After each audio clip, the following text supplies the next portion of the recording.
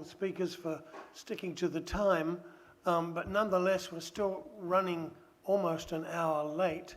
I need to, can somebody advise me about how much time we have for the discussion? Because I think these were very stimulating papers. In terms of lunch, and we don't want the lunch to spoil, but we also want to... 20 minutes? Okay.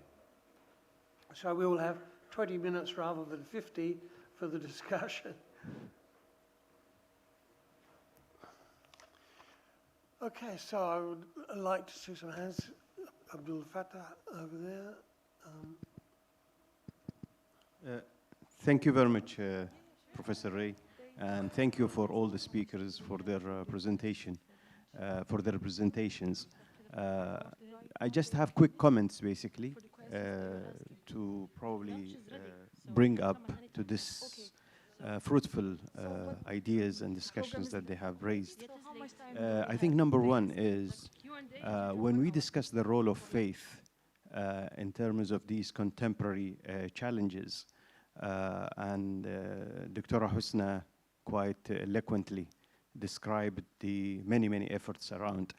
I think what we probably need is that within those who are basically trying to bring faith forward in these agendas, we need to include as well the role of Islamic finance and Islamic banking, because Islamic finance, Islamic banking, and what we call halal movement are much closer to the consumption side than basically probably civil society actors.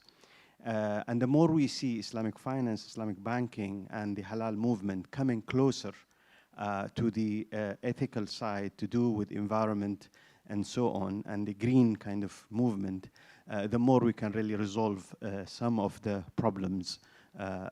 This is, I think, one way of looking at it. The second thing is when we come as well to faith and interfaith, not every faith has the same position from green and from environmental degradation. There are certain faith groups who, I mean, do not see the benefit or value of doing any action to reduce the degradation that is happening and taking place because of whatever conviction they have. The second thing is when it comes to basically the global governance for the issue of environment and the issue of sustainability, international development, and so on, what we see right now, there are multiplicity of global frameworks. For example, when you discuss the issue of environment and the impacts of the climate change, it is across number of frameworks, basically. It affects many stakeholders. And what is happening in the global agenda is that this is as well is fragmented. And this fragmentation is affecting states as well as it's affecting civil society and so on and so forth. And sometimes there is competition between the agendas.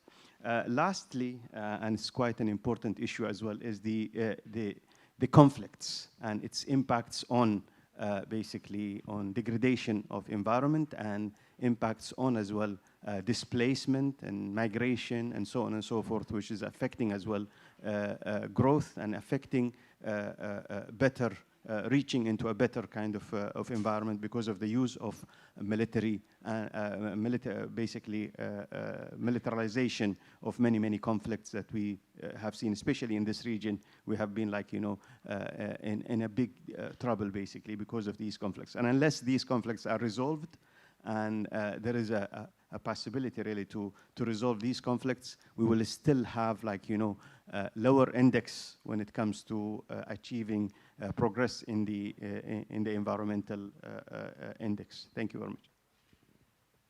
Thank you. Assalamu alaikum. My name is Sulaiman, and my question is actually for Inga.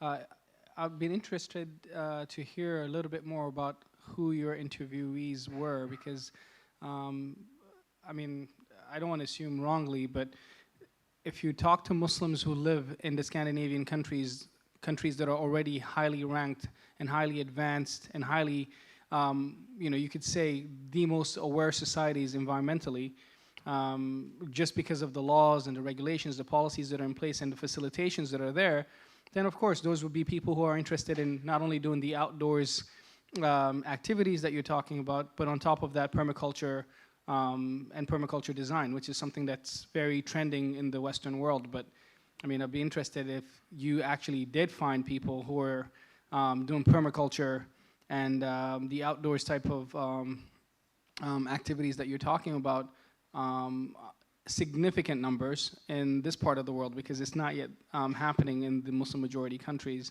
And later on we need to talk as well, because I have a research that's closely related, talking more about khatibs and imams and the role of the mosque in this front. Thank you very much. Any more questions? If there are no more questions for now, I'll turn it over to the panel. Where have I missed somebody? Oh, please.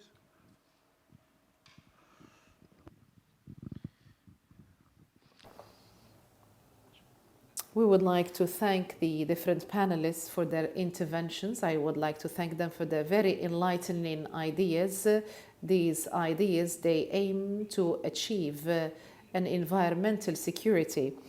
I have a number of questions with regard to the different interventions that have taken place. I would like to pose a question to Dr. Husna Ahmed. Don't you think that being Muslim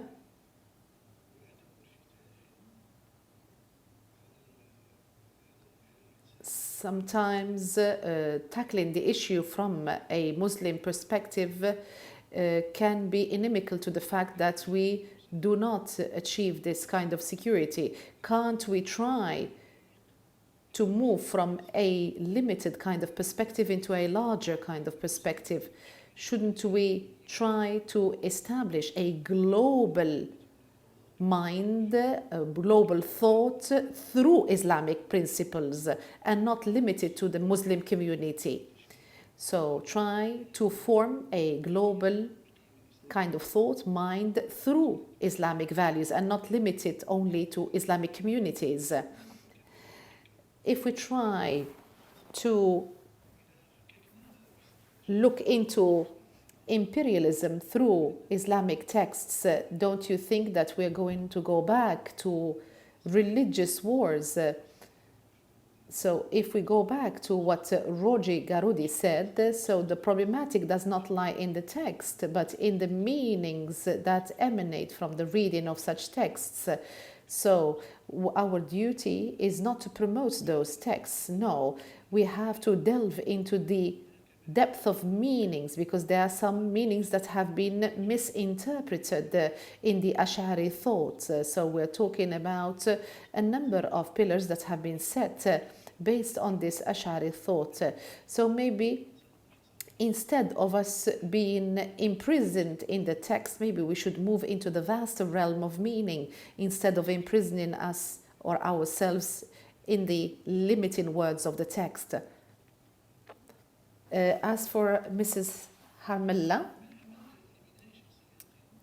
what can we do in order to build personalities that can lead to such a change?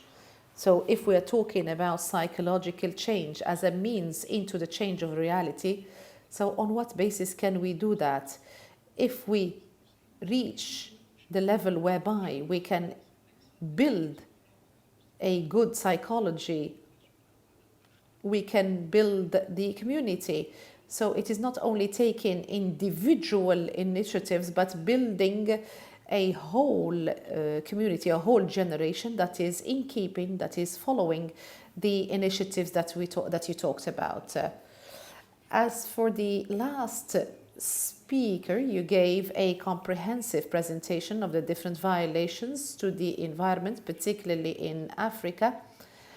And the rules that you have talked about, I really would have wanted to have more details, because these are the crux of the matter, because this is where we move from the diagnostic level into the normative level. Thank you. Thank you very much. I'd like to give panel a chance now. Why don't we begin with Dr. Gawi and then come down, and please just respond to any of the comments and questions that were asked from the floor. شكرا للأستاذ رضوان على سؤاله المهم. أعتقد أن الإشكالية Thank you, Mr. Radwan, for the question. I think that the environmental point is a very deep point. We're not talking about a problem that is relevant to only one country or a country in particular. We have a report that is issued on an annual basis that talk about failed states. And one of the reasons why such countries are chosen to be, or that are said to be failed states, because of their programs, internal programs, and the implementation of their programs. So in my final observations, we cannot talk about a consensus when it comes to the environment due to the differences of opportunities and differences of interests, because each and every country has its own needs, has its own commitments. And you come from North Africa, from the Grand Maghreb, and you know that the whole of Africa was colonized, and some of them have agreements and conventions, some of them at the table, and some of them hidden under the table, concluded under the table. So, and we are talking here about a historical kind of responsibility, and there is what is called also corporate responsibility. We have also an ethical responsibility of post-colonial phase. So countries that have been colonized now, these countries, yes, they have been liberated historically, but they still follow the colonizer economically, culturally, and socially. So sometimes it is very difficult to find comprehensive solutions to what is taking place due to the transnational nature of such kind of issues. Sometimes some of the conferences are conferences for PR, for public relations, and not to bind panelists and participants. But I think we have to think globally and act locally, as the Japanese say. I think we have to benefit from what the great powers are doing in terms of the preservation of the environment, and we try as much as we can to localize it to our African, Islamic, Arab countries for us to benefit from fiqh and nawazil. So there is a difference between protection and sponsorship, or taking care of the other. So protection has a dimension which entails that there is a threat coming or a risk coming. But sponsoring, taking care, is a preservation, whether there is a risk or there is no risk, because human beings are at the heart of the environment, at the heart of this structure. So we need to build the human capital, and after that we can see the building of the other spectrums.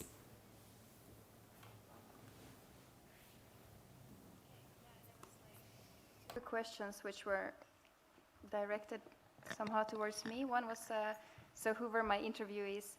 And this is, yeah, I'm sad. I would have liked to find more people in the developed world, in the developing world or somewhere, who would have similar initiatives. But of course, it's a privileged role. Like when you start something from scratch, it's good if you have some financial resources to start it. So my interviewees were from Egypt, Australia, the US, Ethiopia, Sweden, Netherlands, and UK. But the one from Ethiopia is also originally from the UK, so it wasn't really, it was like a majority were Westerners, one only from Egypt. And actually also a majority of them were converts. So I don't know if this is something that when you have grown up in a non-Muslim community, that you're more prone to be really actively fighting for the environment. But what I think that where we should, why I think it's still good that I focused on the Westerners is that we are the ones who have the big change in front of us. We're the ones who have to learn how to live simple. there's no need to go teach sustainable farmers to people who have not yet destroyed their environment the way we have. So I think we have the biggest change in front of us. And then there was the other question about like how to build this kind of personality who does what they say. This is a very big topic. It's more for religious scholars, I would say. How do we build people who do what they say? I think that actually, as a Muslim, part of it is like when we read Quran, we should read it by first understanding the meaning of it, and then the tradition of like how when the Quran first came, it was that immediately when a verse comes and you learn it, then you have to implement it. And I think nowadays we're not doing that. So if we would actually put this in practice, we wouldn't have an environmental problem. And then I also think that, okay, there are, like, we shouldn't limit ourselves to Muslim communities. Actually, the experts on environment are not inside the Muslim communities. We have the permaculture movement.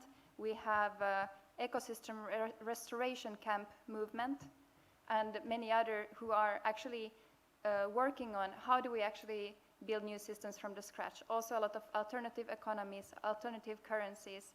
All of this is happening right now in the non-Muslim communities. And we just need to get in there and do our work.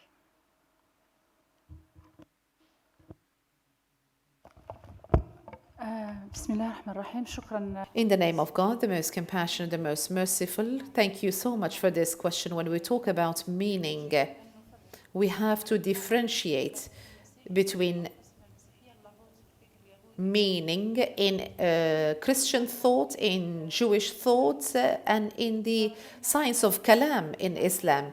If we go to meaning in the the Christian or the Jewish theology, we do not need any hermeneutics. It all talks about bloodshed, killing, and so on and so forth. This is what we see in Christoph Columbus's stories, and also the colonizers that went to the United States of America and established a white empire against the aboriginals. So they carried out a number of acts. In Africa, the same thing. Christians, in the name of the whites, they have killed black people. So even Christians, black Christians, they have asked for a black to be worshipped and not a white one. This is to what extent they have been harmed by the white.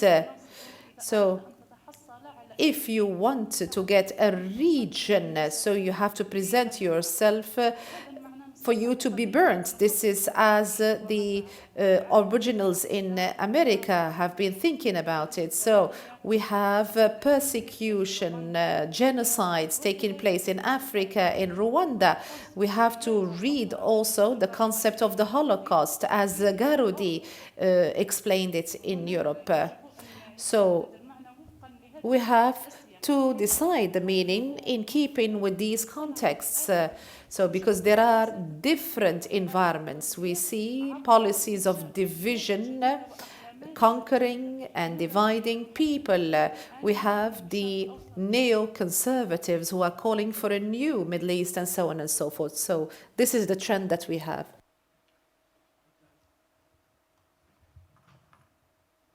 Thank you for your... Thank you.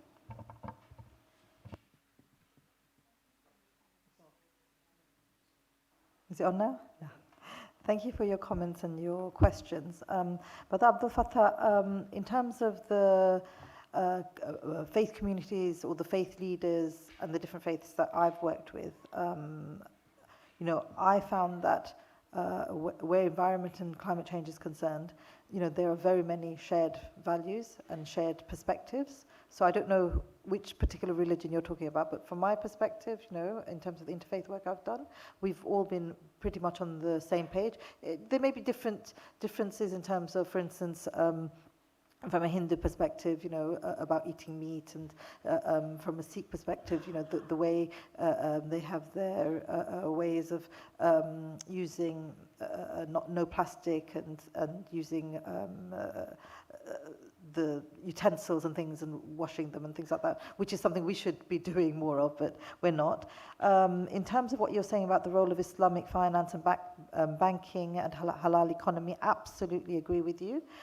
This is a book that I wrote 2009, and in it actually talks about consumers and about the fact that us as Muslims, when we go on pilgrimage, we can actually put pressure on the airlines, the hotels, and others, you know, to really push on environmental issues. And the halal economy is growing at such a huge pace that is absolutely somewhere that people need to focus on and really push.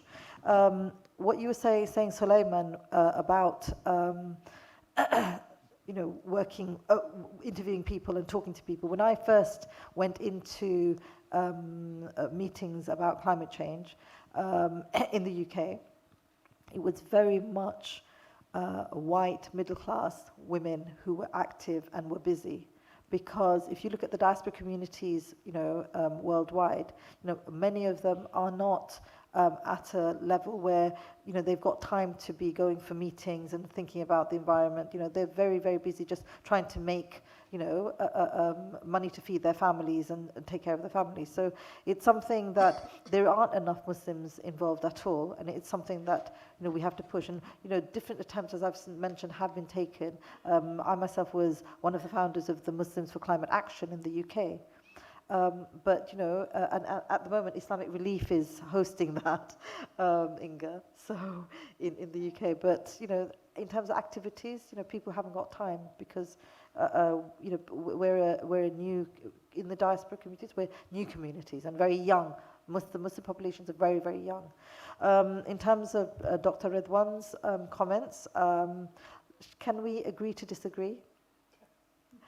The reason I want to disagree with you is because when we were looking at the Millennium Development Goals, they weren't achieved. Many of them weren't achieved. And then you have the Sustainable Development Goals from 2015 to 2030. And what you find is that, you know, the you know, governments and people in international bodies and the UN, etc., they're realizing the importance of faith communities.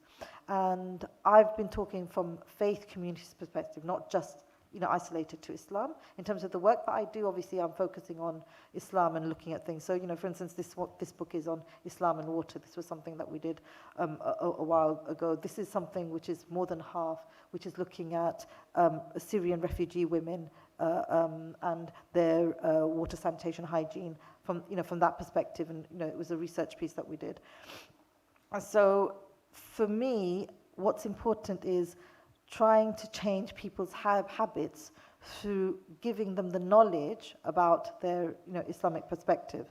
Because in the Muslim communities, what we find is they're very busy doing the rituals, like they're fasting and they're praying and things like that. But in terms of, you know, integrating Islamic way of life and understanding, you know, looking at things around tahara, around, you know, walking lightly on the earth, these sort of things, you know, the knowledge isn't there. So what we're trying to do is just, you know, give people reminders and nudges and just, you know, let them know that, you know, this is what Islam says, and, you know, and then also giving them scientific evidence.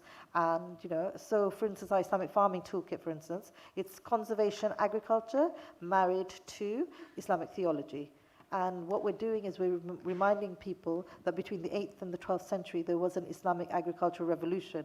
And, you know, we've forgotten about it. And it was actually a Filaha project here in Qatar that, you know, I dug up a lot of information from that project, you know, about the almanacs and things that farmers were writing in and talking about, you know, conservation agriculture. So what we're trying to do is just trying to help people change their habits so that they have some good habits which will then be beneficial and, you know, be more environmentally friendly and, you know, really help them and solve their problems. In terms of the, I think, you know, when you think in a global mind, you know, we think in the global mind, then we think in national, community, and then individual. So, you know, we need to, if we don't start changing the individuals and the communities, you know, in terms of their habits and their actions, you know, it's not going to have a national impact. And, you know, you can have the policy level and the laws up there, but you need to have the people on the ground actually making the change. You know, for instance, what Inga was saying, that, you know, these activists, you don't have many of them, but the more people do the activities and find it easy to do and things, the more impact we're going to be able to have. Because I work with the grassroots levels, you know, in the countries that I'm working, so I'm trying to really change their habits. Thank you. Well, thank you very much indeed. We have run out of time. Thank you very much for your patience. It's been a long morning, and thank you for your concentration. And I would like to thank our panel very, very much. And please feel free to approach the panel individually over lunch. I'm sure they won't mind if you have further questions. So thank you very much. And lunch is where? Just at the top. Okay. Thank you.